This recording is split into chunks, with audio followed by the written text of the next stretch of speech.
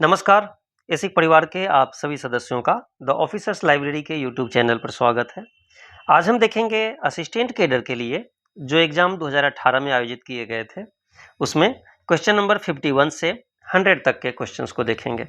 इसमें ESI act से related जो क्वेश्चंस पूछे गए हैं उसे हम यहाँ डिस्कशन करेंगे। इससे पहले पार्ट 1 में क्वेश्चन नंबर 1 से 50 तक ऑलरेडी अपलोडेड है और आज यह सेशन बहुत इंटरेस्टिंग होने वाला है क्योंकि इसमें जो भी एक्ट के चैप्टर्स होंगे जो आपने ऑलरेडी हमारे चैनल से के थ्रू पढ़ा है, वहां से आप देखेंगे कितनी आसानी से आप उस क्वेश्चंस को सॉल्व कर पाते हैं, क्योंकि हमने एक्ट को बिल्कुल शॉर्ट और इजी लैंग्वेज में आपके सामने प्रस्तुत किया था। यदि आपने मेरे वीडियोस को 1 से 2 बार देखा है तो आप इजीली इन क्वेश्चंस को सॉल्व कर पाएंगे। चलिए देखते हैं। तो पहला क्वेश्चन हमारे सामने है, with in how many days यानी कितने दिनों के अंदर एम्प्लॉयर शुड ऑब्टेन रजिस्ट्रेशन करा लेना चाहिए अपने यूनिट का, कितने दिनों के अंदर। When it becomes applicable to him यानी उसके इकाई के लिए जब भी ईएसआई एप्लीकेबल हो जाता है तो कितने दिनों के अंदर रजिस्ट्रेशन करा लेना चाहिए। 5 दिन, 7 दिन, 10 दिन या फिर 15 दिन। इसका सही उत्तर है डी यानी 15 दिन। नेक्स्ट देखते हैं। इससे रिलेटेड यदि हम कुछ डिटेल्ड देखें तो एम्प्लॉयर जब अपना कोड जनरेट करता है तो उसे एक 17 डिजिट का कोड प्राप्त होता है। उसी 17 डिजिट के कोड के अंदर अपने सारे एम्प्लॉयज का रजिस्ट्रेशन करता है, तो इसके थ्रू वो अपना कंट्रीब्यूशन पेमेंट कर पाता है। नेक्स्ट देखते हैं। नेक्स्ट है, what is the rate of interest. क्या पूछा जा रहा है? रेट ऑफ इंटरेस्ट किसके लिए? डिलेड पेमेंट ऑफ कंट्रीब्यूशन के लिए बाय 30 डेज। यानी कोई एम्प्लॉयर यदि अपना कंट्रीब्यूशन पेमेंट करने में 30 दिन की देरी करता है तो उसे ब्याज की दर क्या भुगतान करना होगा। जैसा कि हम जानते हैं एम्प्लॉयर कंट्रीब्यूशन का पेमेंट करता है, कंट्रीब्यूशन यानी अंशदान कैसे करता है? खुद से और एम्प्लॉय के सैलरी से। खुद से कितना? 3.25% एंड एम्प्लॉय से कितना? 0.75%, यानी टोटल 4% का कंट्रीब्यूशन आता है ईएसआईसी के पास। इसमें यदि उसने टाइमली पेमेंट नहीं किया, टाइमली पेमेंट का मतलब क्या है? यदि अभी हम फरवरी में हैं तो फरवरी का पेमेंट करने के लिए उसे 15 मार्च तक का समय दिया जाता है। यदि 15 मार्च को वह पेमेंट नहीं करता है उसके बाद उसे इंटरेस्ट देने होते हैं। इंटरेस्ट कितना देना होता है? तो इसका रेट होता है 12% पर एनम।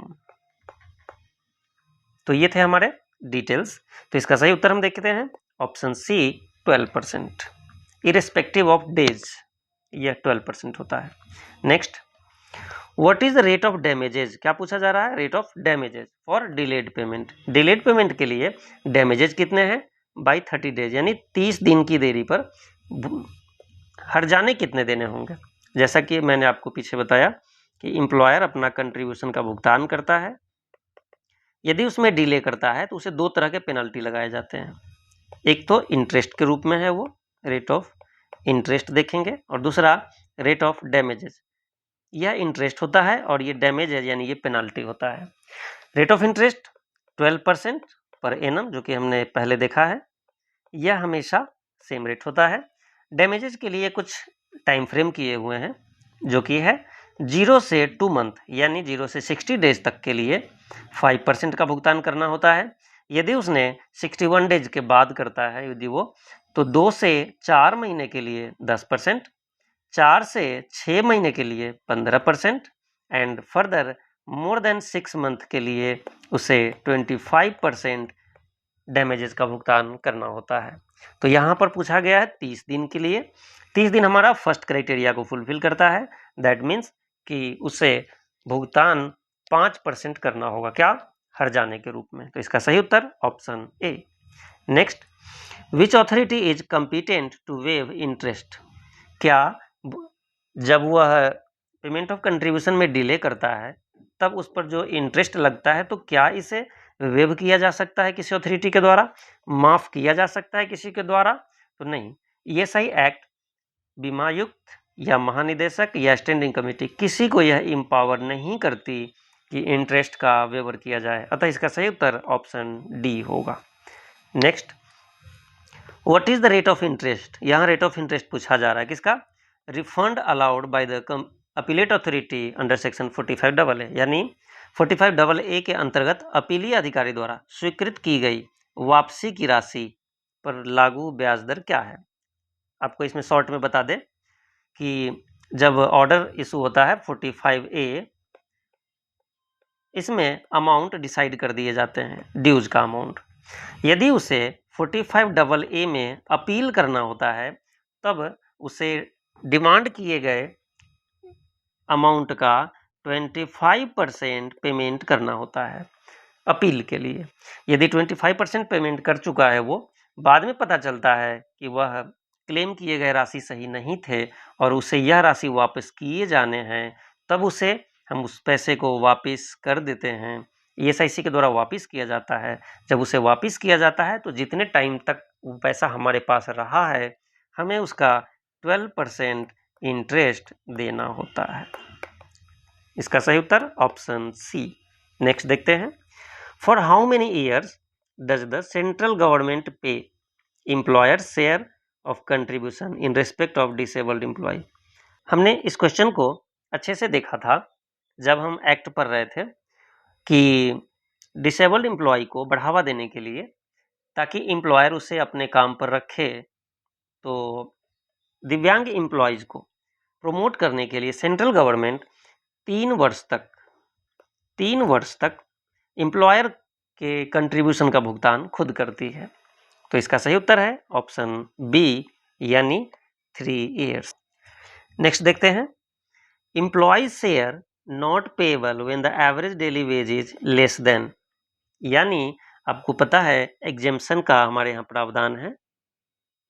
एग्जेम्पशन का प्रावधान, एग्जेम्पशन क्या कहता है, यदि किसी एम्प्लॉयज की सैलरी 176 रुपीज पर डे से कम है तो उसे अपने शेयर का भुगतान नहीं करना होता है। तो यह लिमिट रुपीज 176 का है। तो इसमें ऑप्शन देखते हैं, ऑप्शन है 100, 125, 137, जो कि किसी भी ऑप्शन में नहीं है, अतः हमारा उत्तर ऑप्शन डी होगा। नेक्स्ट देखते हैं, which is an infectious disease, कौन संक्रामक रोग नहीं है, नॉट पूछा जा रहा है। इसमें संक्रामक रोग कौन नहीं है, आप जानते हैं टीबी, एड्स, लेप्रोसी और ग्लूकोमा। इसमें से ये तीनों ही संक्रामक रोग हैं, जबकि ग्लूकोमा आई से रिलेटेड एक बीमारी है, यह संक्रामक रोग की श्रेणी में नहीं आता है, अतः हमारा सही उत्तर ऑप्शन डी होगा। नेक्स्ट देखते हैं, ESB is payable initially for, विस्तारित बीमारी हित लाभ। ESB कितने दिनों के लिए पे किया जाता है, तो ESB इनिशियली पूछा जा रहा है, तो इनिशियली 124 डेज के लिए पेमेंट किया जाता है, बट यह एक्सपेंडेबल है, एक्सपेंडेबल अप टू 309 डेज। इसका सही उत्तर ऑप्शन बी होगा। नेक्स्ट है, what is the retention period for employ files. यहाँ एम्प्लॉयर्स फाइल के बारे में पूछा गया है कि किसी एम्प्लॉयर का फाइल जो हमारे यहाँ रेवेन्यू ब्रांचेज में होते हैं रीजन में, उससे का रिटेंशन पीरियड क्या होता है, कितने समय तक हमें उस संचिका को यानी फाइल को संभाल कर रखना होता है। तो इसके लिए 5 ईयर्स का टाइम पीरियड दिया गया है। 5 ईयर्स तक हमें उसे रिटेन करना होता है, बशर्ते कि उसमें कोई विवाद या बकाया ना हो। इसका सही उत्तर देखते हैं, यहाँ 5 ईयर्स है, यहाँ 10 ईयर्स है, यहाँ परमानेंट है, यहाँ नन है। तो इसका सही उत्तर ऑप्शन ए होगा, अंतिम प्रविष्टि से 5 साल तक, बशर्ते कि इस पर कोई बकाया या विवाद नहीं होना चाहिए। ये बकाया या विवाद होगा तो हमें इस फाइल को और भी लंबे समय तक रखना पड़ सकता है। नेक्स्ट,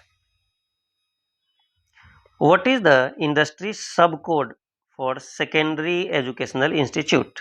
यह हमको जानकारी देखते हैं। जैसा कि आपको मैंने पहले क्वेश्चन पर बताया था, एम्प्लॉयर को एक 17 डिजिट का कोड अलॉट होता है, जो कि स्टार्ट होता है पहले 1100 या फिर इसके बाद समथिंग और इसके बाद फिर लास्ट में। यहाँ 2 चीज़ ध्यान देने वाली बात है। पहला 2 जो होता है नंबर, कहीं 11, कहीं 33, कहीं 34, इस तरह से जो भी फर्स्ट का 2 डिजिट होता है वह रीजन को प्रेजेंट करता है। इसे देखकर हम बता सकते हैं कि वह कौन से रीजन में इंडस्ट्री है। और लास्ट के जो डिजिट होते हैं 4 डिजिट, लास्ट के 4 डिजिट हमें इंडस्ट्री कोड बताता है। क्या बताता है? Industry code. अब देखते हैं यहाँ ऑप्शंस में, जो ऑप्शन हमारे सामने है, ऑप्शन में है 1002, 1102, 1302, 1402। तो हमसे पूछा गया है किसके लिए? Secondary educational institute. यदि एस आई सी में कवर होती है तो हम कैसे पहचानेंगे? कोड को देख करके, एम्प्लॉयर के 70 डिजिट कोड को देख करके हम कैसे पहचानेंगे कि यह जो कोड नंबर है वह सेकेंडरी एजुकेशनल इंस्टीट्यूट का कोड है। तो इसका सही उत्तर क्या है वो देखते हैं। 1102 जो होता है यह होता है हमारा सेकेंडरी एजुकेशनल इंस्टीट्यूट का। इस तरह हमारा सही उत्तर ऑप्शन बी होगा। नेक्स्ट देखते हैं, decision of the medical board is given in. Medical board का निर्णय जो है किस में दिया जाता है? यह फॉर्म का नाम है। मेडिकल बोर्ड जब अपना एक निर्णय सुनाती है किसी आईपीज के डिसेबलमेंट पर, तो वो किस फॉर्म में प्रेजेंट करती है? तो देखते हैं, पहला B11 किससे रिलेटेड है?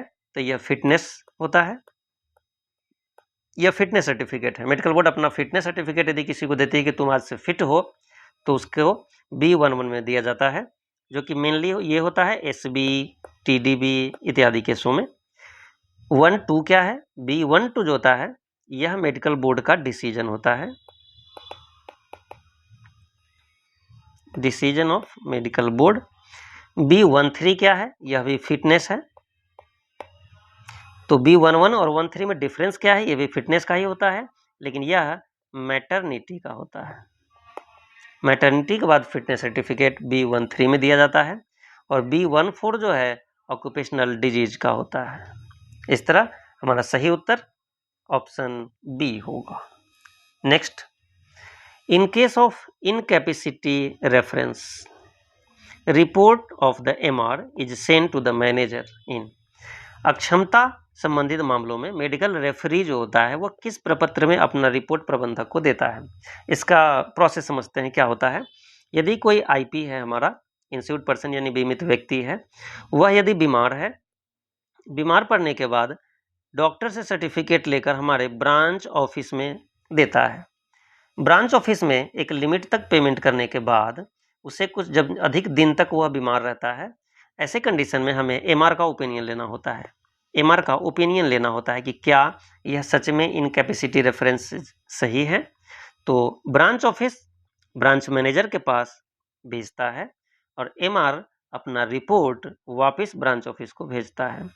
MR अपना रिपोर्ट फिर वापस ब्रांच ऑफिसर को भेजता है। तो यह किस में है वह देखते हैं। RM किस में है? इसका सही उत्तर है RM2। नेक्स्ट देखते हैं, which section of the act deal with condition of service of officer and staff of the ESIC। हमने सारे सेक्शन पढ़े हैं एक्ट के। हमारे वीडियोज आप जब देखेंगे तो वहाँ आपको सारे ये डिटेल आपको मिल जाएगा। तो यहाँ पूछा गया है स्टाफ एंड ऑफिसर के कंडीशन ऑफ सर्विस, तो यह किस में है वह देखते हैं। सबसे पहला ऑप्शन है सेक्शन 7। सेक्शन 7 क्या कहता है? हमारे वीडियोज में आप पढ़े होंगे तो आपको सारा याद होगा। 7 है authentication of orders by DG, authentication of orders by director general. Next है 17। 17 में क्या है? तो 17 में यही चीज़ें दी गई है। 27 में क्या है? 27 ओमिटेड है, अभी इसे हटा दिया गया है, ग्रांट के बारे में बात करता है यह। और सेक्शन 37 क्या है? यह है वैल्यूएशन ऑफ एसेट, ये हमने वीडियोज़ में ऑलरेडी देखे हैं। तो यहाँ से चारों ऑप्शंस आपके वीडियो से हैं, तो इसे आप 1-2 बार देख लेंगे तो इस तरह के क्वेश्चन आप आसानी से सॉल्व कर पाएंगे। तो इसका सही उत्तर होगा ऑप्शन बी।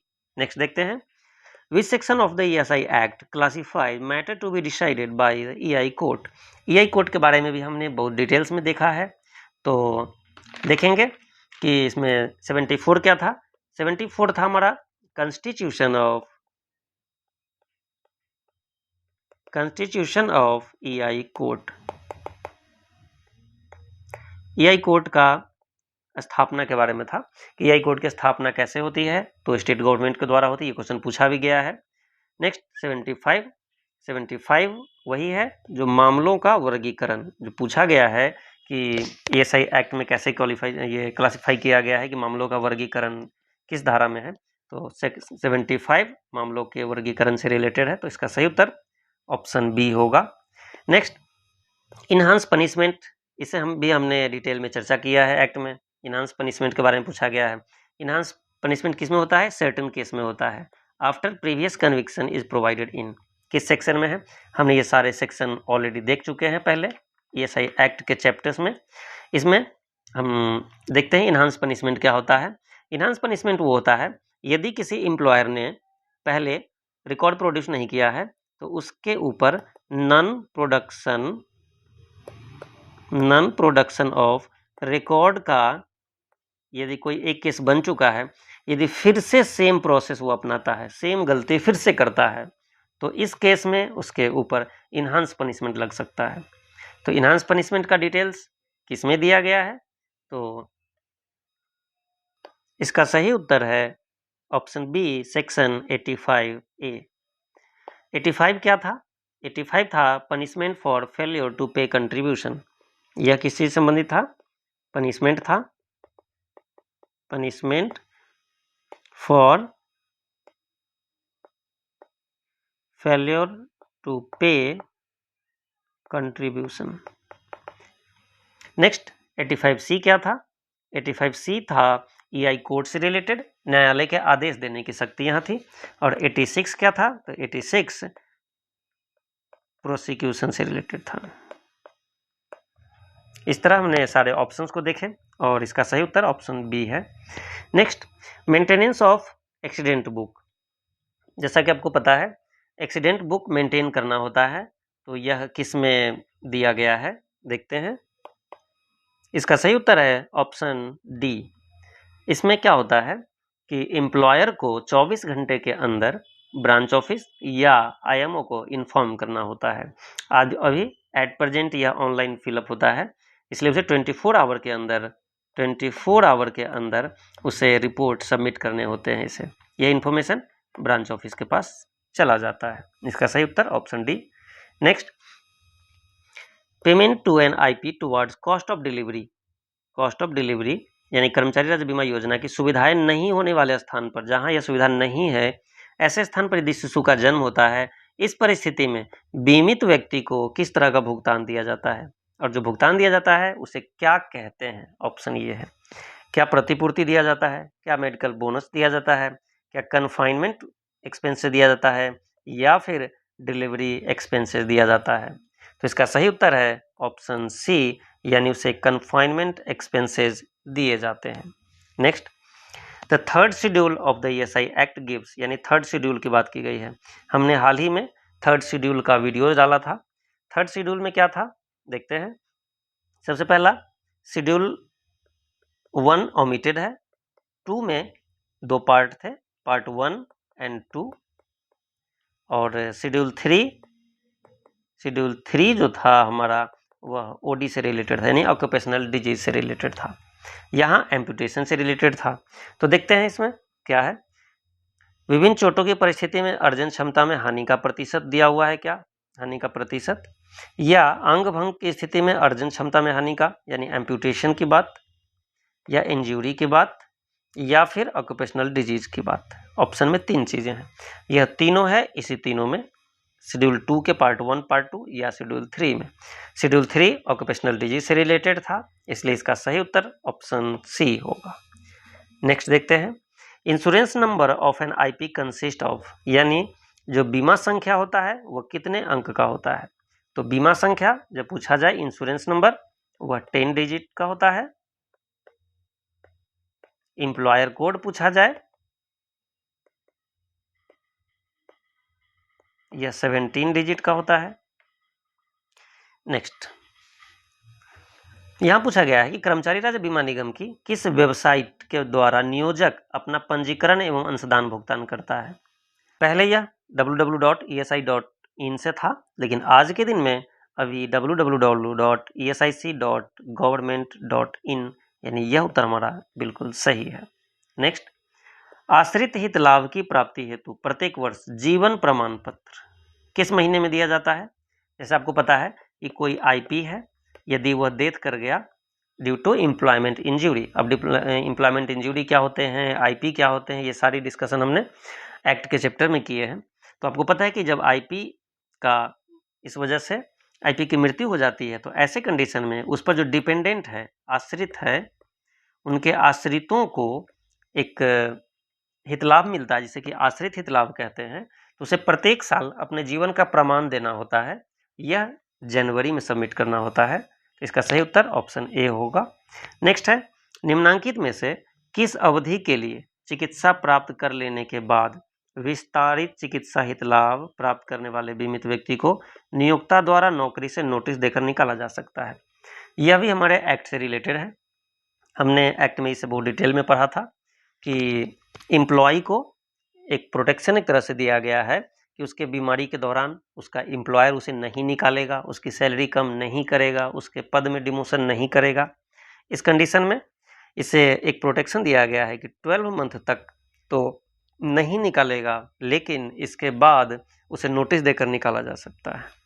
नेक्स्ट है, entitlement for SST by IP is, यानी एसएसटी के लिए कोई बीमित व्यक्ति कब पात्र हो जाता है, तब इसका इंटाइटलमेंट है। यह इंटाइटलमेंट के चैप्टर में हमने देखा है। 77 है, इसका सही उत्तर है ऑप्शन सी, 2 अंशदान अवधि में 78 डेज। 2 अंशदान अवधि। अब ये अंशदान अवधि क्या होता है, बेनिफिट पीरियड क्या होता है, कंट्रीब्यूशन पीरियड क्या होता है, इसका हम डिटेल चर्चा कर चुके हैं एक्ट के वीडियोज में। नेक्स्ट देखते हैं, सिकनेस इज डिफाइंड, यह सेक्शन से रिलेटेड है। हमने सारे सेक्शंस अपने वीडियोज में डिटेल डिस्कस किए हैं। तो इसमें देखते हैं 219 क्या था, 219 शेड्यूल से रिलेटेड है। 219 ए जो था सीजनल फैक्ट्री था। 220 सिकनेस था और 221 टेम्पररी डिसेबलमेंट से रिलेटेड था। यह सारे डेफिनेशंस हमारे एक्ट में दिए गए हैं, सेक्शन 2 के अंतर्गत ही है ये। तो जो हमारा क्वेश्चन पूछा गया है सिकनेस कहाँ डिफाइंड है, तो इसका सही उत्तर ऑप्शन सी होगा। नेक्स्ट है, निम्नांकित में से कौन फैक्ट्री है। अब फैक्ट्री कौन होते हैं, इसका भी हमने डिटेल चर्चा किया है। जबकि सभी में 10 लोग काम करते हैं, 10 लोग, इसके लिए 10 लोग क्राइटेरिया है मिनिमम। जहां भी जिस फैक्ट्री में 10 लोग पर यदि फैक्ट्री कवर होते हैं, इसका मतलब वहाँ इलेक्ट्रिसिटी यूज हो रहे हैं।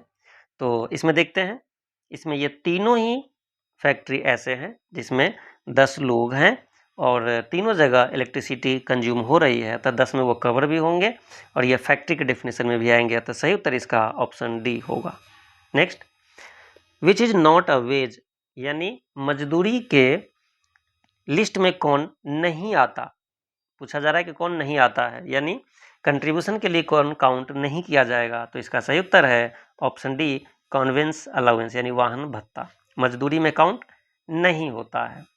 नेक्स्ट देखते हैं, नेक्स्ट है, any accident arising in course of employment shall be presumed in the absence of evidence to the contrary also to have arisen out of the employment। बहुत इंपॉर्टेंट पॉइंट है ये। यह इंपॉर्टेंट है इसलिए भी कि आगे भी पूछा जा सकता है और ये पूछा भी गया है। यदि कोई विरोधाभासी तथ्य मौजूद नहीं हो, यानी कोई एक्सीडेंट यदि किसी ऐसे टाइम में हुआ है जिसे कम्यूटिंग एक्सीडेंट बोलते हैं, इस टाइम में हुआ है, यदि कोई वर्कर काम करके घर जा रहा हो या घर से कंपनी जा रहा हो, यदि ऐसा पाया जाता है कि वह रोजगार चोट है या नहीं, इस कंडीशन की तहकीकात में आता है, तो हम देखेंगे यदि कोई विरोधाभासी तथ्य मौजूद नहीं है जो कि लगे कि यह रेगुलेशन का ब्रीच किया गया है, तब हम उसे रोजगार चोट मानते हैं। यह प्रावधान किस सेक्शन में दिया गया है, इसमें के सारे सेक्शंस हमने अच्छे तरीके से देखे हैं। तो यहाँ देखते हैं, सही उत्तर है option A, section 51A। Next है, commuting accidents are accepted with effect from, किस तिथि से आवागमन से संबंधित दुर्घटना को रोजगार चोट के रूप में स्वीकार किया गया। यानी पहले जो कंपनी में काम करने के दौरान जो एक्सीडेंट होते थे उसे ही दुर्घटना माना जाता था, रोजगार चोट के रूप में। लेकिन अब जो विस्तार किया गया था उसके होम को ऐड किया गया था, यानी होम टू फैक्ट्री या वर्क प्लेस, दूसरा वर्क प्लेस टू होम, इसे भी कवर किया गया था। ये दोनों कंडीशन कब ऐड हुए थे? यह ऐड हुए थे 1 जून 2010 से लागू हुए थे। इसके लिए एक अमेंडमेंट एक्ट आया था, वह था ESI अमेंडमेंट एक्ट 2010, जो कि लागू हुआ था 1 जून 2010 से। नेक्स्ट है, किस परिस्थिति में आश्रित हित लाभ की दर का पुनर्निर्धारण हो सकता है? जैसा कि आपको पता है कि किसी IP के डेथ पर उसके डिपेंडेंट को एक तय दर के अनुसार उसके सारे डिपेंडेंट को कुछ पैसे मिलते हैं। अब इसमें कहा गया है कि दर का पुनर्निर्धारण, रेट का जो दोबारा से रिव्यू किया जाता है वो किस कंडीशन में? आप देख रहे होंगे कि इसमें मान लीजिए कि यदि किसी IPs के 3 डिपेंडेंट थे, यदि इसमें से एक की डेथ हो जाती है या किसी और कंडीशन से यदि यह आउट ऑफ कवरेज हो जाता है, यानी यह हमारे आश्रित हित लाभ लेने की श्रेणी में नहीं रह जाता, तब इसके पैसे बाकी दोनों में डिवाइड हो जाएंगे। या फिर 3 है और कि कोई एक और बच्चा इसमें बीच में जन्म ले लेता है तो इस कंडीशन में 4 हो जाएंगे। तो इसके बेनिफिशियरी कम होने या ऐड होने, दोनों कंडीशन में हम कह सकते हैं कि उसके दर का पुनर्निर्धारण किया जाएगा। देखते हैं इसका ऑप्शन। पहला है दावेदार के बालिग होने की उम्र प्राप्त कर लेने पर, यानी एक क्लेमेंट कम हो गए, इसका मतलब इस कंडीशन में भी रिव्यू किया जाएगा। नेक्स्ट है नए दावेदार के जन्म लेने पर, यानी उसके 2 बच्चे थे और पिता की मृत्यु के बाद एक बच्चे की जन्म हो जाती है, तो अब दावेदार यानी क्लेमेंट की संख्या 1 बढ़ जाएगा। इस कंडीशन में भी रेट दोबारा से डिसाइड किए जाएंगे। नेक्स्ट है दावेदार की मृत्यु होने पर, यानी 3 दावेदार थे, उसमें से एक किसी की मृत्यु हो जाती है तो बाकी 2 में वह अमाउंट फिर से दोबारा से रिव्यू होकर के पुनर्निर्धारण किया जा सकता है, तीनों कंडीशन में। इसका मतलब सही उत्तर ऑप्शन डी होगा। नेक्स्ट देखते हैं, कर्मचारी राज्य बीमा अधिनियम में सेवानिवृत्ति को किस प्रकार परिभाषित किया गया है?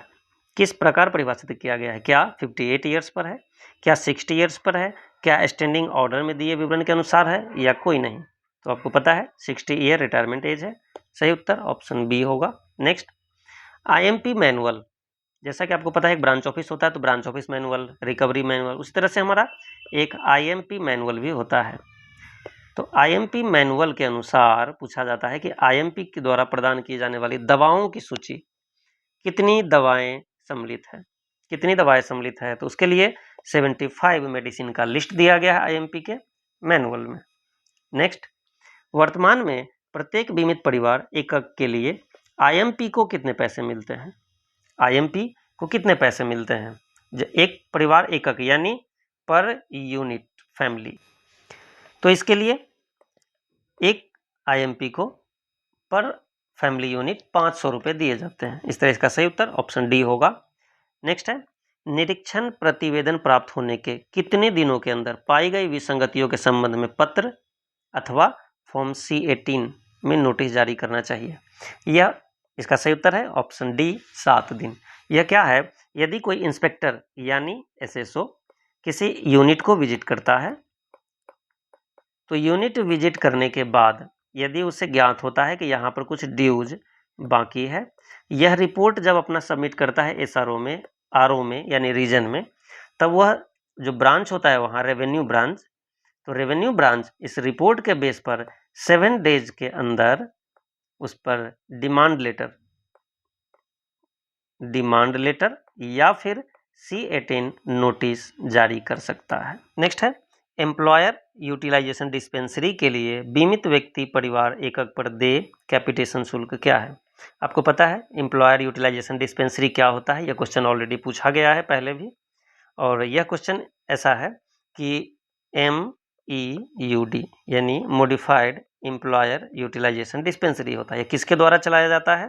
तो एम्प्लॉयर के द्वारा चलाया जाता है, एम्प्लॉयर प्रीमाइसेज में होता है, और यह IPs के लिए चलाए जाते हैं। ठीक है, इसके लिए प्रति बीमित व्यक्ति परिवार यूनिट पर 450 रुपए के भुगतान किए जाते हैं, इसे कैपिटेशन शुल्क भी बोला जाता है। नेक्स्ट है 1 लाख बीमित व्यक्ति वाले क्षेत्र में है तो कितने एम्बुलेंस दिए जाते हैं? तो आपको पता है 50,000 पर एक एम्बुलेंस की व्यवस्था की जाती है, यहाँ पर 1 लाख है, अतः इसके लिए ऑप्शन ए सही है। नेक्स्ट, कर्मचारी राज्य बीमा निगम द्वारा प्रस्तावित स्टेट ऑटोनोमस बॉडी अथवा सोसाइटी फॉर्मेशन की बात है। जो स्टेट में सोसाइटी बनाए जाते हैं वह स्टेट ऑटोनोमस बॉडी या सोसाइटी, यह बनाने का प्रावधान है। यह हमने सेक्शन सारे अच्छे से कंप्लीट किए हैं। तो इसका सही उत्तर क्या होगा देखते हैं। इसका सही उत्तर होगा ऑप्शन डी 58(5). नेक्स्ट, विनियम 32(1)(a) के तहत निर्धारित रजिस्टर को उसमें दर्ज अंतिम प्रविष्टि से कितने दिनों तक संधारित करना होता है, यानी एक रजिस्टर को कितने दिनों तक हमें रखना होता है, संधारित करना होता है। तो इसका सही उत्तर है 5 ईयर्स। नेक्स्ट, किस विनियम के तहत फॉर्म 10 में अनुपस्थिति का सत्यापन कराया जाता है। फॉर्म 10 इशू होता है ब्रांच ऑफिस से। आपने काम किया है यदि ब्रांच ऑफिस में तो आपको पता होगा कि फॉर्म 10 हम इशू करते हैं किस चीज़ के लिए, अनुपस्थिति सत्यापन के लिए। कंपनी यानी यूनिट जहां वो काम कर रहा होता है आईपी, वह सत्यापित करता है कि यह आईपी इस पीरियड में छुट्टी पर था या नहीं था। नेक्स्ट देखते हैं, तो इसका पहले रेगुलेशन देख लेते हैं। तो इसका सही है रेगुलेशन होगा रेगुलेशन 52(a). नेक्स्ट, विनियम 72 के अधीन कितने दिनों के विलंब के पश्चात मेडिकल बोर्ड हेतु अनुरोध को क्षेत्रीय निदेशक के पास विलंब माफी के लिए भेजा जाता है।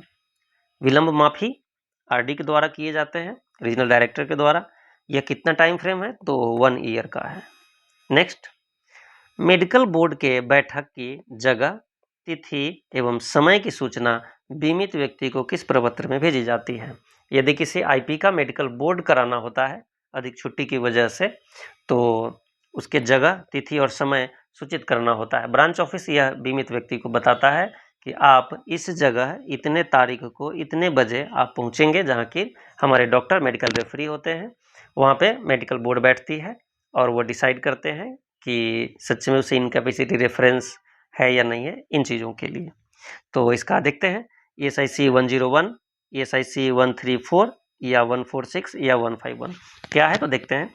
ESIC 134 जो है वह ये डिसाइड करता है जगह, तिथि, समय। 146 क्या होता है, ESIC 146 जो है रिग्रेट लेटर है, वो रिग्रेट लेटर है। ESIC 151 क्या होता है, यह है register of medical board cases. एक रजिस्टर मेंटेन किए जाते हैं जो कि मेडिकल बोर्ड केसेस का होता है। इस तरह हमारा सही उत्तर होगा ऑप्शन बी। नेक्स्ट देखते हैं, DV register is maintained in branch office. प्रत्येक ब्रांच ऑफिस में वहां के आश्रित हित लाभ यानी डिपेंडेंट बेनिफिट लेने वालों लोगों का रजिस्टर होता है, वह कौन सा है इसमें से, यह पूछा गया है। तो देखते हैं, इसमें सबसे पहला ESIC 40, यह होता है डीवी रजिस्टर।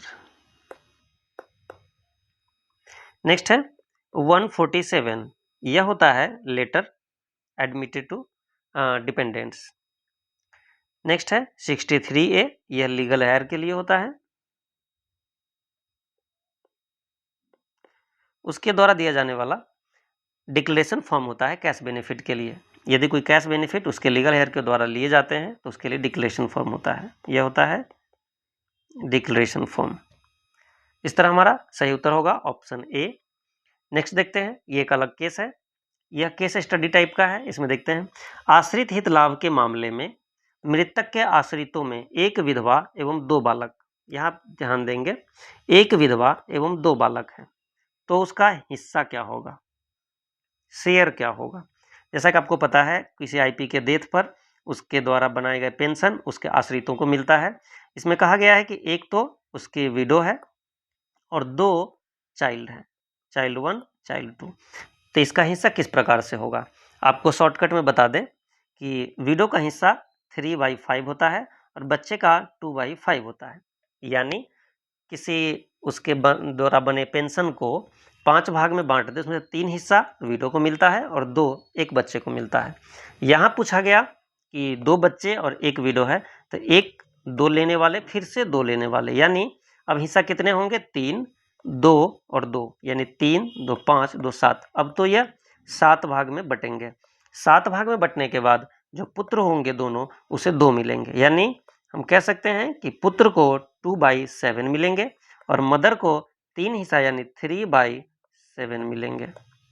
एक पुत्र को 2/7 मिला था, फिर दूसरे को भी 2/7 मिलेंगे, यानी इस तरह से इसका डिस्ट्रीब्यूशन होगा। अब सही उत्तर देखते हैं। विधवा के लिए 3/7 और पुत्र के लिए 2/7। इस तरह हमारा सही उत्तर ऑप्शन सी होगा। नेक्स्ट देखते हैं। क्रम संख्या 98, यानी पिछले क्वेश्चन का रेफरेंस में यह पूछा गया है। दिए गए प्रश्न में मृतक का एक पुत्र मृत्युपरांत जन्म लेता है, यानी एक और पुत्र आ जाता है। अभी तक क्या था कि 2 चाइल्ड थे और एक विडो चाइल्ड 1 और दूसरा चाइल्ड 2 था। अब बोला जा रहा है कि एक और चाइल्ड का जन्म होता है। अब क्या होगा ऐसे कंडीशन में, इसे 3 मिल रहे थे, हमने देखा इसे 2 और फिर इसे भी 2 मिलेगा। अतः अब क्या होगा 3 5 7 9, यानी अब 9 पार्ट में बटेंगे। तो तब क्या बोला जा रहा है कि हिस्सा क्या होगा, मदर का कितना होगा 3/9, चाइल्ड का 2/9, इसका भी 2/9, इसका भी 2/9। इस तरह से हमारे यहाँ डिपेंडेंट बेनिफिट डिस्ट्रीब्यूट करने का तरीका बनाया गया है। अतः इसका सही उत्तर होगा ऑप्शन बी, यानी 3/9 एंड 2/9 इच। नेक्स्ट और लास्ट है, क्रम संख्या 98 के बेस पर ही पूछा गया है वर्णित प्रश्न में। विधवा की मृत्यु तीसरे पुत्र के जन्म के बाद होती है, अब क्या होगा, सभी पुत्रों के बीच हिस्से क्या होगी। अभी हमने देखा पहले क्या था 2/9 2/9 2/9, ये तीनों चाइल्ड का था, और 3/9 यह किसका था, यह विडो का था और यह चाइल्ड का था। अब क्या हुआ, यह हिस्सा खत्म हो गया। अब क्या होगा 3 भाग में बटेगा, वो 3 पार्ट में उसके बेनिफिट बटेंगे, यानी अब यह 2 2 2 लेने वाले, यानी 6 भाग में बटेंगे। कितने, अब एक को 2 मिलता है, यानी 2/6 मिलेगा प्रत्येक सन को, 2/6 2/6 2/6। इस तरह हमारा सही उत्तर होगा ऑप्शन बी। ये था हमारा असिस्टेंट कैडर में पूछे गए प्रश्न, और एक तरह से आप इसे एमसीक्यू भी मान सकते हैं। यह हमारा एमसीक्यू था, आपके प्रैक्टिस के लिए भी ऑप्शन वाइज हमने डिटेल में एनालिसिस किया, तो यह मैं मानता हूँ आपके लिए काफ़ी बेनिफिशियल होंगे। इस तरह के मैं एमसीक्यू भी आगे आपके सामने लेकर आऊँगा। तो यह 2 तरीके से होगा, एक तो गूगल फॉर्म के माध्यम से आपके पास तक पहुँचाए जाएंगे, और दूसरा एक वीडियोज़ के माध्यम से भी कुछ मैं एनालिसिस करके आपके सामने प्रेजेंट कर दूँगा। तो मिलते हैं फिर अगले वीडियो में। Thank you.